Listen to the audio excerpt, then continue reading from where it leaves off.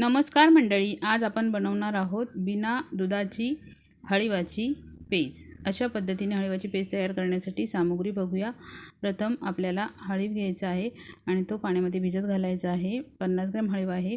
अशा पद्धतीने खोबऱ्याची वाटी, किसायला यंत्र, खोबरं किसायला यंत्र आणि अशा पद्धतीने तो हा बघा, अशा पद्धतीने हा हळीव असतो। तुमच्याकडे याला काय म्हणतात मला कमेंट्स करून कळवा। हे बघा, अशा पद्धतीने नारळाच्या वाटीचा बारीक चव काढून किंवा त्याच्या फोडी करून मिक्सरला लावून पाणी घालून हा रस तयार केलेला आहे गाळणीने गाळून। तर त्यामध्ये आपल्याला एक पळी गूळ घालायचा आहे आणि हा गूळ व्यवस्थित या नारळाच्या दुधामध्ये मिक्स करून घ्यायचा आहे। अशा पद्धतीने भिजवलेला आपला हळीव आहे हा ह्याच्यामध्ये मिक्स करायचा आहे आणि तयार झाली आपली हळीवाची पेज। ही अत्यंत पौष्टिक असल्यामुळे तुम्हीही करून बघा आणि व्हिडिओ आवडला असेल तर लाईक करा, शेअर करा, सबस्क्राईब करा। धन्यवाद।